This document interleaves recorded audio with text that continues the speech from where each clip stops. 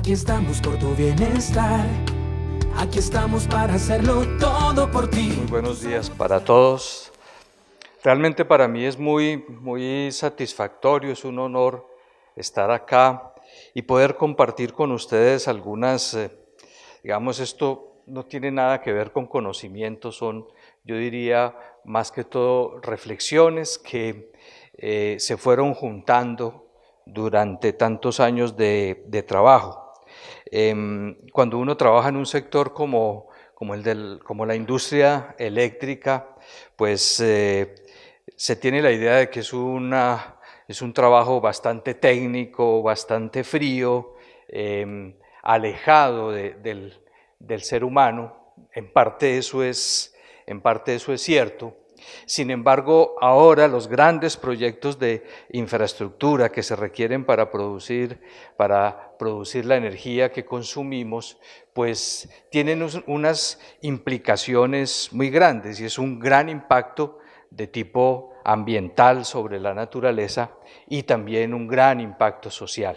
Y ahí uno empieza a ver, y seguramente ustedes en sus trabajos están mucho más cerca, pero a ver todos estos temas de cómo somos las personas. Y esto se trata un poco de eso, de reflexiones sobre el propósito de vida, qué es eso y realmente cuánto reflexionamos en eso, qué es un ser humano y el tema de las relaciones entre nosotros. Eso para mí se convirtieron durante mucho tiempo en elementos fundamentales de la gestión. La gestión de la administración, de la gerencia, si bien tiene aspectos técnicos, aspectos económicos, este es el verdadero problema. Vamos a desarrollar estos 5 puntos, es más o menos rápido. Primero, empezando por el propósito de vida. Esas grandes preguntas que teóricamente a nosotros nos deberían suceder cuando pasamos por la adolescencia, pero lo cierto es que llegamos a ciertas edades ya después de que apunten los 5 y todavía no las hemos respondido, no nos hemos dado tiempo para responder. ¿Para qué estamos acá? ¿Para qué? No por qué, sino para qué. Existe una razón, o ¿cuál es el propósito de mi vida? ¿Cuál?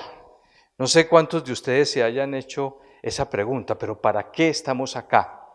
Para tener éxito quizás es una respuesta, ¿cierto? Pero ¿y entonces qué es tener éxito en la vida? E inmediatamente se nos viene a la mente el libreto social. Y el libreto social nos da respuestas como estas. 1, tener éxito en la vida y puede ser un para qué de la vida, y ustedes me dirán, es prosperidad económica. Ese puede ser un buen propósito, el tener, el acumular bienes, y de hecho hoy nuestra cultura avala mucho ese propósito, posición social. Lograr ser gerente de una gran empresa es un para qué importante. Escalar como profesional, escalar en la pirámide social. El poder, mucha gente, yo siempre he dicho que hay 3 cosas por las que los seres humanos nos flaquean y caemos fácilmente. Algunos tenemos más debilidades con respecto a una, y otros con respecto a otra. Una de esas 3 es el poder. Las otras 2 son el dinero y la tercera el sexo. Y si ustedes ven en las noticias siempre ahí, dentro de esas 3 cosas, ahí tenemos nuestras debilidades. Pero tener poder imponerle a otros nuestra voluntad. Y prestigio, la fama, el ser conocido y reconocido y admirado. Son todas estas cosas que forman parte del libreto social. Y yo no creo que valga la pena hablar peyorativamente de ellas, porque son cosas que no son ni buenas ni malas. Son cosas que depende qué hagamos con ellas, pero que son loables y forman parte del libreto social, de tener casa, carro o beca. ¿Cuál es el deseo que es tener éxito? Pues lograr estas 5 cosas. Sin embargo, a personas que han logrado todo esto, en muchos estudios, y de pronto ustedes están familiarizados con eso, les han preguntado al final de sus vidas, bueno, el placer es la quinta que me faltaba. El placer es también una parte del libreto social. Y personas que han disfrutado de esto, que lo han logrado, que lo han ganado, que lo han utilizado bien, en fin, u otros que no, y les han preguntado si es eso el éxito. Y sus respuestas, lo curioso, es que no han tenido que ver con ninguna de estas 5 cosas, ni con prosperidad, ni con posición, ni con placer, ni con poder, ni con prestigio, con nada de eso, sino han sido cosas como estas: haber tenido una vida fructífera y plena a nivel personal. Eso para mí es tener éxito. Por eso valió la pena vivir. Esta es una que ha resultado últimamente en investigación en Estados Unidos, que ustedes saben que estudian, investigan de todos. Esto es lo que más ha salido: haber entablado relaciones profundas y trascendentes. El tener buenas relaciones es un propósito de la vida, que satisface realmente, que llena. Son cosas como esas: haber amado verdaderamente a mi cónyuge, a mis hijos, a mis amigos, haber sentido realmente el amor. Ese sí es un buen propósito de la vida. Haber marcado la diferencia en la vida de alguien. Ayudar, colaborar a transformar una vida, a que sea positiva. Haber sido, este sí que es importante, porque es haber sido coherente con mis principios y valores. Y es importante porque antes de ser coherente con los principios y valores, tenemos que haber encontrado cuáles son los principios y valores que nosotros tenemos. ¿Cuánto necesitamos tener eso claro, poder responder eso fácilmente? ¿Cuáles son tus valores? Que queda uno como gagueando. ¿Cuáles serán? ¿Cuáles serán? Entonces, fijémonos que el propósito de la vida para la gente que ha tenido el éxito del libreto social no es el libreto social. Son cosas como estas, para las cuales no puede incluir lo del libreto social, lo puede incluir, pero no necesariamente lo tiene que incluir. En otras palabras, la gente considera que el propósito de la vida consiste en aspectos como dejar un legado, algo que valga la pena, de ser recordado por algo que tenga sentido, vivir conforme a convicciones y principios y valores valiosos, tenerlos, identificarlos, poderlos decir y, mucho más importante, ser coherente con ellos. Eso llena de satisfacción, de propósito de la vida, tener relaciones valiosas y de calidad. Esto sí que equilibra la vida, porque nosotros, como vamos a ver más adelante, somos seres fundamentalmente relacionales. Desarrollar todo el potencial que se tiene, influir positivamente en los demás. En últimas, quizás la mejor definición de éxito sería encontrar el propósito de nuestra vida en estos términos y realizarlo. Ese es hablar del propósito de vida, de mi propósito de vida, pues el único que lo puede contestar soy yo. ¿Es convertirme en profesional y lograr éxito social? ¿O es qué más? ¿Para qué estoy acá? Y el propósito de vida tiene unas ventajas muy grandes, ¿cierto? Porque conocer el propósito de la vida le da sentido a la vida, significado a la vida. Y uno, vale la pena vivir por esto. Si sé cuál es mi propósito, entonces la vida tiene sentido, tiene esperanza. No es simplemente hacer las cosas, sino ser, satisfacerse con ser. Conocer el propósito simplifica la vida, porque entonces nos podemos dedicar a lo esencial, a lo que es el propósito. Podemos seleccionar las cosas más fácilmente si conocemos nuestro propósito. Nos da foco, podemos saber entonces qué es lo importante para nosotros. Si conocemos nuestro propósito, ¿qué es lo importante? ¿Cuáles son nuestras prioridades? Y obviamente estimulan nuestra vida, nos dan ganas de vivir, energía para vivir, porque estamos detrás de un propósito. Entonces, no sé qué expectativa pueda uno tener en relación con eso, el propósito de la vida, pero es una respuesta que solamente nosotros podemos darla.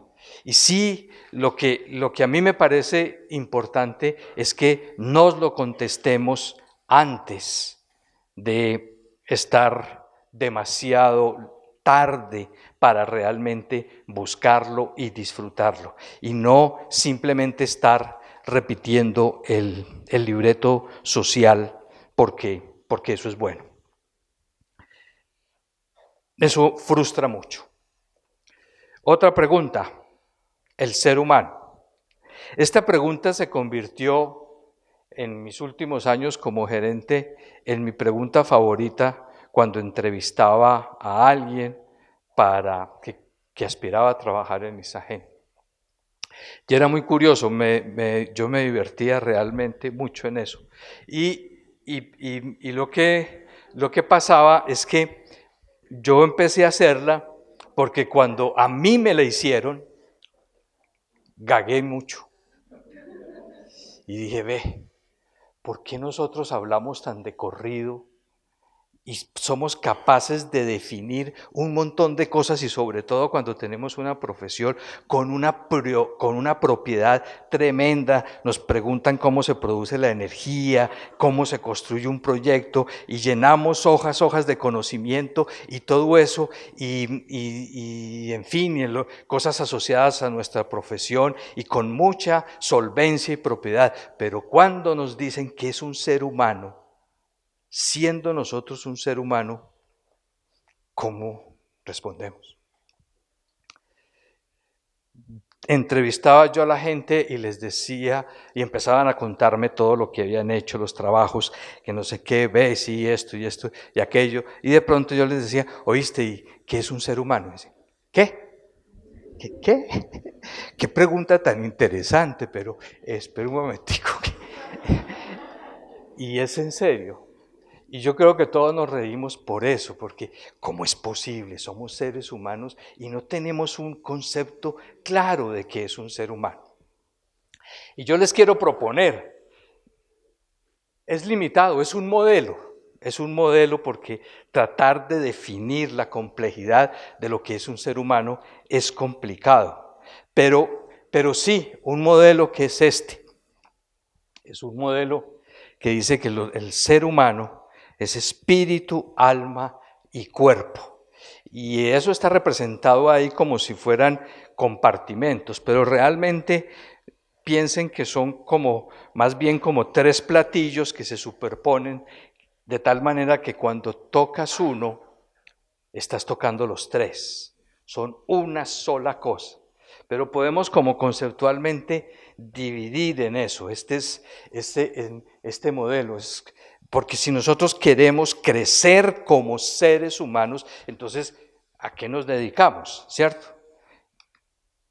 Empecemos por el cuerpo, que es el el más sencillo, el más tangible para nosotros, ¿cierto? El cuerpo es esa parte de nosotros que nos permite relacionarnos con los demás, con el resto de la creación, con el medio ambiente. A través del cuerpo pues percibimos a los demás. Ahí están los sentidos, la locomoción, la comunicación. Es importantísimo el cuerpo. Ustedes dedican toda su vida para que el cuerpo esté bien, para que todos estemos trabajando sobre esos dos aspectos finales, salud y estética.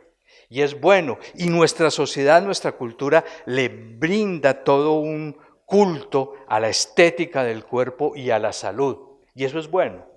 Esa es una parte, pero nos permite relacionarnos con los otros, o percibir, tal vez relacionarnos no tanto, pero sí percibir todo lo demás. Esa parte del cuerpo. Luego sigue el alma. El alma, a su vez, tiene tres cosas importantísimas, tres cosas que no sé qué tanto nosotros pensamos en eso. La primera es la mente, la inteligencia, en la que también trabajamos mucho. Nuestra cultura nos impulsa a eso. Tenemos que mantener la mente activa, ser inteligentes, aprender, comprender, tener profesiones. Y trabajamos constantemente en nuestra vida porque nuestra inteligencia funcione y nuestra mente también, porque acumulemos conocimientos, porque tengamos profesiones, y eso está bien. Es muy importante hacerlo. El problema de todo esto es el balance que hagamos, sobre todo el ser al final, ¿cierto? El segundo, nuestra área emocional, las emociones. Ahí es donde empiezan las cosas a no ser tan claras para nosotros. Pero eso que nos permite tener relaciones de calidad con los demás, el poder controlar nuestra tristeza, cuando nos aparece la rabia, cuando nos aparecen todos los sentimientos, los buenos, los malos, cómo los manejamos, cómo nos equilibramos. Pero tenemos eso, mente, emociones. Y una tercera, que yo digo que desafortunadamente los colombianos casi que no la estrenamos, la voluntad, esa posibilidad de comprometernos y de tomar decisiones. Y sobre todo fallamos cuando se trata de decisiones colectivas. Pero ¿qué tanto trabajamos en la formación de nuestra mente, de nuestras emociones y de nuestra voluntad? ¿Cuánto le dedicamos a eso, a fortalecerlo? ¿O simplemente seguimos el libreto social? Estamos haciendo y haciendo y haciendo, pero no reflexionamos en eso. Eso es en alma. Yo soy creyente y pues si les confieso, este modelo es obviamente, pertenece a mi fe. Este es un modelo cristiano y el tema de la voluntad es demasiado importante. Es cómo nosotros realmente la utilizamos para formarnos nosotros mismos. Y finalmente está el área del espíritu, que nosotros confundimos alma y espíritu. En este modelo son dos cosas totalmente diferentes. Así como el cuerpo nos permite percibir, entender y comunicarnos, en fin, con el medio ambiente, con el entorno, el espíritu nos permite comunicarnos con lo trascendente, para los creyentes, con Dios. Esa es la diferencia, y por eso en la parte espiritual es donde está lo más profundo de nosotros. cuáles son nuestras convicciones, cuáles son nuestras creencias, nuestros principios. Esa es la fuente de donde nos estamos alimentando. Es lo que hace el equilibrio. Y por eso les iba a decir, en este modelo nosotros somos esencialmente almas. Con el cuerpo nos relacionamos con el medio ambiente y el entorno, y con el espíritu nos relacionamos con Dios o con lo trascendente. Pero el punto es eso, cómo trabajamos esas tres dimensiones del ser. ¿Qué tanto tiempo le dedicamos en nuestra vida diaria al espíritu? ¿Qué tanto a nuestra alma? ¿Qué tanto a nuestro cuerpo? Porque en todo debemos trabajar. Si quieres cambios pequeños, trabaja en tu cuerpo, en tu comportamiento, en tu mente, en lo que haces. Pero si quieres cambios profundos, trabaja en tus convicciones más profundas.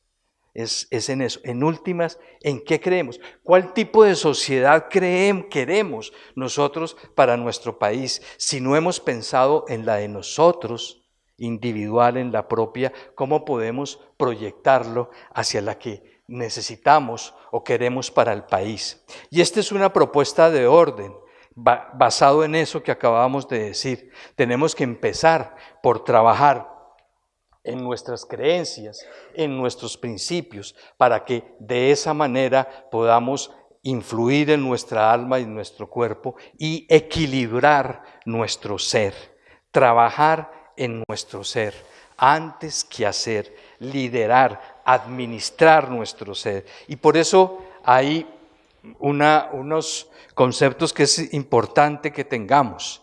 Cambiar es, como dice allá, una manera distinta de hacer las cosas. Transformarnos. La transformación es una manera distinta de ser. Y evolucionar, crecer, ese estado constante de continuo cambio y transformación. Y los seres humanos somos capaces de todo, de transformarnos, de cambiar. Entonces, ¿a qué le dedicamos realmente? Si nos hacemos este tipo de preguntas en la transformación, en la evolución, ¿qué de nosotros mantenemos? ¿Qué cosas tenemos como disciplinas o todo eso para nuestro cuerpo que vale la pena mantener? ¿Qué cosas eliminamos porque nos están haciendo daño, porque nos estamos haciendo daño? ¿Qué cosas mejoramos o agregamos a nuestro cuerpo, a nuestra mente, a nuestras emociones, a nuestra voluntad, a nuestro espíritu? ¿Cómo hacemos para...? Pero quizás el mensaje que yo quiero dejarles en esto es debo tener un concepto de qué es un ser humano para trabajar sobre el ser que soy yo. Esto ya es sí la aplicación de lo que hacemos todas las instituciones y las empresas, ¿cierto? Si yo, en definitiva, quiero lograr eso, entonces, como empresa, como institución, tengo un propósito superior, un propósito de vida. Y en cada una de estas áreas de trabajo empiezo a decir cuáles son los objetivos, cuáles las metas, cuáles las acciones para lograrlo y cuándo lo voy a hacer. Esto simplemente es un cuadro de mando integral para administrar mi ser, para administrar mis creencias, el legado que quiero decir, los principios que yo tengo, para comprender e innovar, para sentir y administrar las relaciones, para decidir y comprometerme, para administrar mi estética y mi salud, para estar administrando mi ser. Es un consejo. En esto, lo más importante, en esto hay un aspecto sumamente importante que tiene mucha influencia y son las relaciones humanas. Son Ustedes lo saben bien, son vínculos físicos o emocionales que se generan entre dos o más personas. Nos permiten tener, y esto es lo más importante, es tejer una red de percepciones. Cuando nosotros pensamos en nosotros mismos, nos damos cuenta que nosotros no tenemos la capacidad de ver todo y que la verdad nosotros la vemos parcialmente.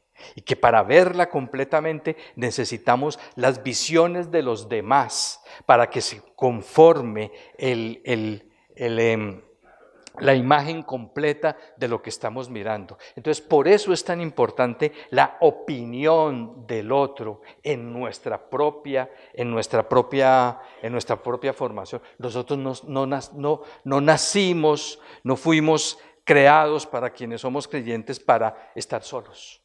La soledad no es una característica humana. Nos permiten las relaciones satisfacer esa avidez de convivir y comunicarnos con otros y vivir una sana interdependencia entre nosotros. Siempre necesitamos el reconocimiento del otro. Necesitamos también reconocer al otro. Eso nos refleja y nos ayuda muy, muy bien. Y son importantes porque si volvemos al modelo, nuestro yo, nuestro carácter, nuestro conocimiento depende de todas esas relaciones, de las relaciones con el medio ambiente, con el entorno, de las relaciones con los demás y de las relaciones con lo trascendente o con Dios. Depende de eso. No crecemos, no evolucionamos, sino es a través de las relaciones. Y por eso son tan importantes las relaciones. Fíjense que están centradas fundamentalmente en el alma, son de la esencia de nosotros. Dijimos antes que el alma era como la esencia del ser humano. ¿Por qué? La inteligencia nos permite que cuando nos relacionamos con otra persona o con otras personas tienen otra visión y otro entendimiento de la realidad, y entonces nos enriquece. Entonces nosotros ya no tenemos solamente la nuestra, sino que podemos compartir la otra. Y por eso nos hace crecer. Igualmente nos motivan o nos hieren. Y eso nos forma. El dolor ayuda a formarnos. El estar en contacto motivándonos o hiriéndonos, pero digamos no adrede ni con malos sentimientos, sino simplemente en la formación que vamos teniendo. Y también la voluntad, que las otras personas también pueden decidir y comprometerse con nosotros cuando formamos una pareja, cuando formamos una familia, cuando todo es. Por eso es tan importante, es de nuestra esencia. Las relaciones es lo que nos hace seres humanos, nos va formando. Y particularmente en el trabajo, son demasiado importantes las relaciones. Yo aprendí, y sobre todo en los años de gerencia, que los grandes problemas de la empresa nunca tenían que ver con los aspectos técnicos. Nunca era que nos faltara un conocimiento, un procedimiento, algo que hacer. Y sobre todo estos muchachos que salen ahora de las universidades, salen y encuentran todo y se meten en esos modelos y ahí no hay ningún problema. Cuando llegaba un gran problema a la gerencia y empezaba uno a averiguar, ¿y qué fue lo que pasó? Y dijo, no, es que me dijo, me hizo tal cosa y ese es el problema. Si ustedes se fijan, las grandes cosas son las relaciones entre nosotros. Por eso son tan importantes tener relaciones de calidad. Los equipos de trabajo dependen de las relaciones. Mientras mejores sean las relaciones, es más efectivo el equipo, es más eficiente y más eficaz. Eso no es el equipo que tenga la gente con los mejores conocimientos el que logra más. El que logra más es el que mejores relaciones hay entre sus miembros. Las malas relaciones frustran los resultados y convierten el trabajo en una carga. Dígame si no le da a uno pereza otra vez ir a verle la cara a aquel para que me diga esto o aquella y las cosas se van volviendo así. Todo lo contrario las relaciones son como el aceite, como el lubricante que va a través del cual fluye el trabajo, se hace eficiente, se hace bien, permite que se logren los resultados y también permite que las personas se sientan satisfechas con lo que están haciendo.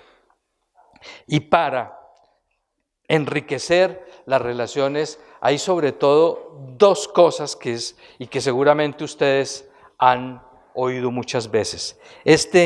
De la escucha activa, escuchar no solo las palabras, sino todo el lenguaje de las personas, indagar las circunstancias, tener interés en el otro. Pero yo lo resumiría en esto: estoy aquí para ti.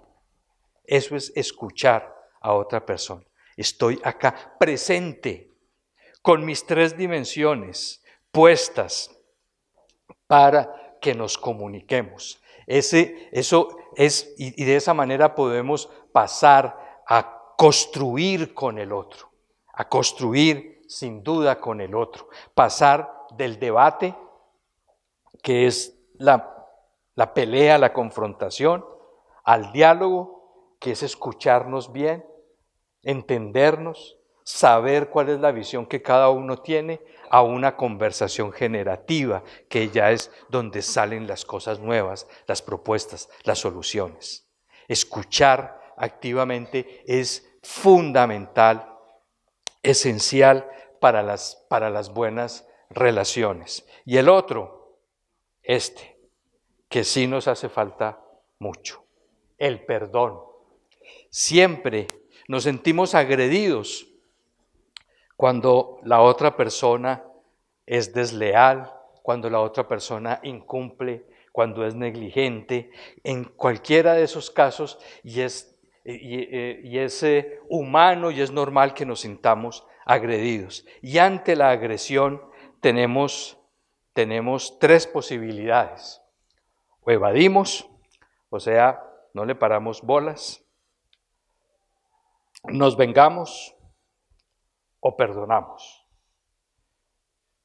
Una de esas tres cosas, cuando nos sentimos agredidos por alguien, cuando alguien hace algo que nos hace sentir mal, nosotros terminamos o no dándole importancia, echándole tierra, eso después se desentierra, pero hacemos eso, nos vengamos, yo no me quedo con esta, sino que voy a ver cómo le respondo, o perdonamos. Y yo no tengo duda que aun cuando es lo más difícil, la mejor alternativa es el perdón. Porque vean, la venganza es una trampa cebada de justicia. Es una trampa, porque una vez que nos hemos desquitado, yo les pregunto si nos sentimos mejor. Mientras que cuando perdonamos, que es una decisión, fíjense aquí, decisión, estamos usando la voluntad. El perdón es una decisión. El amor, a pesar de que produce sentimientos, es también una decisión. Por eso es tan importante. Entonces, la decisión consciente de abandonar el resentimiento. Por eso es tan bueno perdonar. Nuestro país, el no perdón no deja avanzar. Nos amarra, nos paraliza si nosotros no perdonamos. Y algo importante es que el perdón no implica impunidad. Si hay algo por corregir, hay que corregirlo. Si hay consecuencias de algo, hay que arreglar esas consecuencias. El perdón libera a la víctima, al agredido, y restaura al victimario. Por eso es tan importante en las relaciones. Son muchas las cosas que uno podría decir de recomendaciones para las relaciones humanas que nos van a hacer crecer, pero yo diría que esta de escuchar, de estar presente para los demás y de perdonar, de estar dispuestos a perdonar, sí que son importantes. El no perdón nos paraliza, nos mete en la amargura, en vivir por allá, y por eso a veces yo digo que como país no hemos sido capaces de perdonarnos y seguimos como dándole vueltas ahí en un corcho, como una especie de, ahorita que estamos cumpliendo los 200 años de independencia. Ustedes recuerdan en la historia que entre 1810 y 1819 sucedió algo que históricamente se llamó la patria boba, porque nos pusimos a pelear entre nosotros y los españoles volvieron a entrar y casi volvemos a quedar sin la independencia. Y estamos, yo creo que repitiendo la historia. Estamos otra vez en una especie de patria boba, pero porque no perdonamos ni a nosotros mismos y mucho menos a los demás. Más recomendaciones, pues ya hablamos, la escucha activa, el diálogo generativo, el perdón, el creer en los otros antes de que los otros crean en usted. La confianza se logra dando nosotros el primer paso. Si no damos el primer paso, no creamos confianza. La gente no se cansa de escuchar que es importante. Todos somos importantes sin importar la posición social, laboral que escuchemos, porque todos somos seres humanos. Y eso nos da una característica que es la dignidad, que no tiene títulos, ni másteres, ni posgrados, ni doctorados.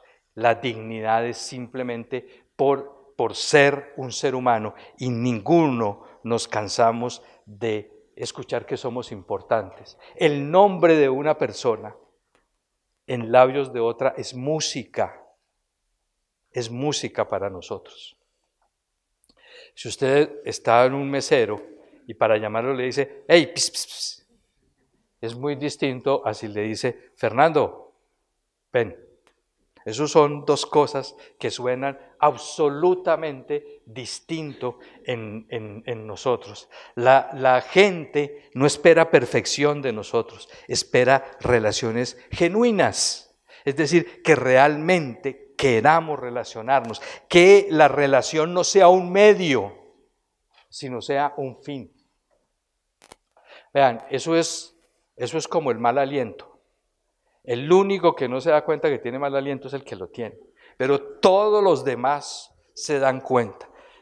Cuando las relaciones son un medio y no un fin, nosotros nos damos cuenta. Cuando llegamos, la gente sabe si nosotros realmente nos preocupa y estamos interesados en esa persona o lo que queremos lograr a través de ella.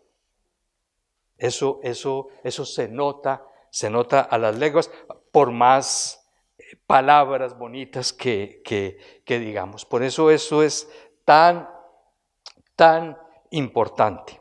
Y todo esto que les he estado diciendo para mí se resume muy bien y de pronto muchos de ustedes han visto esta historia en internet. Pero yo se las voy a repetir porque me parece que un resumen lejano de nuestra cultura, pero que con mucha claridad tiene que ver con esto de las relaciones del ser humano y del propósito de la vida, es esto de Ubuntu. Es una historia de una tribu. Un antropólogo le propuso un juego a unos niños de una tribu africana y puso una canasta llena de fruta cerca de un árbol y les dijo que aquel que llegara primero ganaría todas las frutas. Cuando dio la señal para que corrieran, todos los niños se tomaron de las manos y corrieron juntos. Después se sentaron juntos a disfrutar del premio. Cuando les preguntó por qué habían corrido así, si uno solo podía ganar, le respondieron, Ubuntu. ¿Cómo uno de nosotros podía estar feliz si todos los demás están tristes?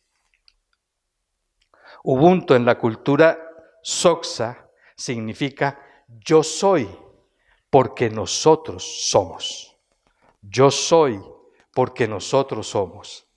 El sacerdote misionero franciscano Jorge Bender, en su libro África no me necesita, yo necesito a África, explica el término Ubuntu. Si lo queremos traducir a nuestra lengua, podríamos decir humanidad hacia otros. Soy porque ustedes son. Soy porque ustedes son. Una persona se hace humana a través de las otras personas. Una persona con Ubuntu, explica el sacerdote, es aquella que se alegra cuando otro es bueno en algo, cuando tienes una destreza, porque piensan que todos se benefician con esto, todos somos más. Y por el contrario, muchas tribus piensan que cada persona decrece cuando otras personas son humilladas o menospreciadas, cuando otros son torturados u oprimidos. Ojalá que tuviéramos algo de Ubuntu en nuestra cultura. Pero fíjense qué es eso, cómo ser a través de los demás. ¿Qué es ser? ¿Qué es eso? Y para finalizar y como reflexiones finales, que con esto quedo yo satisfecho, si estas preguntas a manera de reflexiones finales quedan en sus mentes en las próximas horas y ojalá días. ¿Qué es un ser humano? ¿Quién soy yo?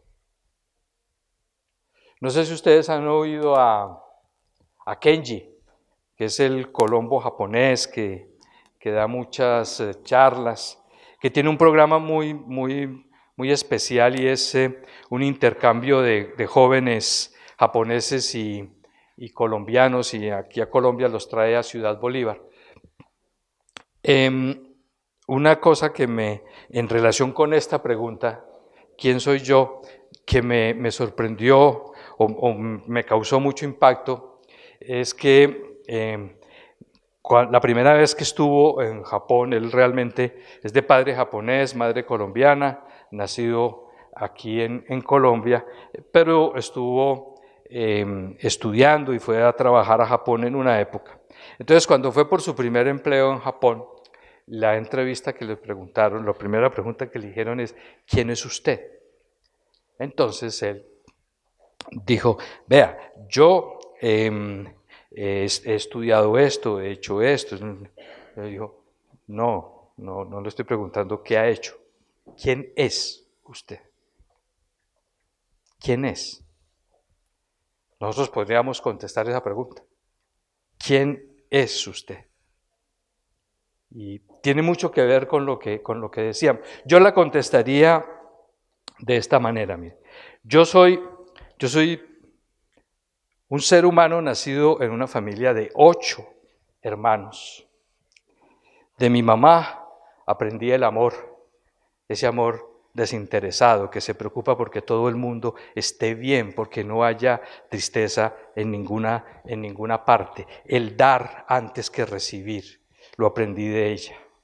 De mi papá aprendí la responsabilidad, esa responsabilidad que tiene que ver no con buscar culpables de usted es el responsable, sino de dar razón, de decir estoy acá y he hecho esto por esto y estoy presente, ser responsable en ese sentido. Y de mis hermanos aprendí el compartir y el renunciar, porque siendo 8, pues teníamos que los menores usar la ropa de los mayores para poder salir adelante. La capacidad de renunciar a cosas y de sentirnos bien porque alguno lograba algo, o tristes cuando alguno estuviera triste.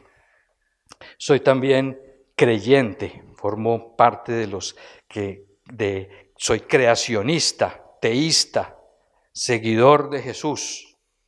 Esa me parece muy difícil, pero esa cosa de amar a Dios sobre todas las cosas, de amar a los enemigos y de perdonar, es fácil decirlo, muy difícil hacerlo, pero tiene mucha satisfacción cuando lo logramos. Eso soy yo, estoy convencido de esos principios y de esos valores y trato que mi vida sea coherente con eso. Para mí las personas importan mucho, su dignidad es lo más importante que tienen y valen todas de esa manera. Y me gustaría que mi vida se dedicara a servir a las personas para que hubiese más oportunidades para todos.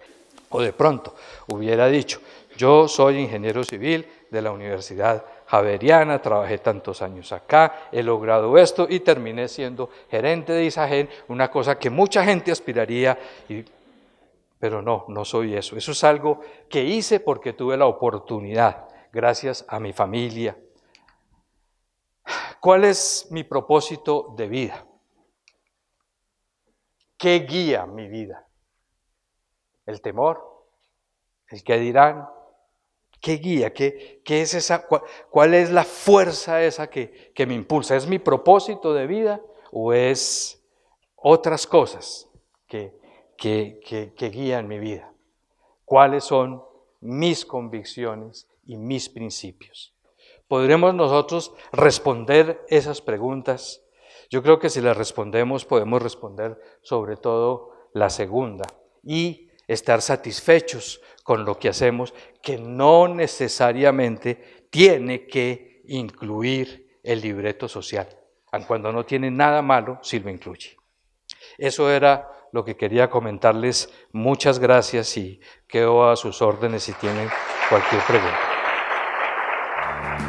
Nos especializamos en pensar en ti. Tu salud es nuestra razón de existir. Lo hacemos todo por ti. San Vicente Fundación.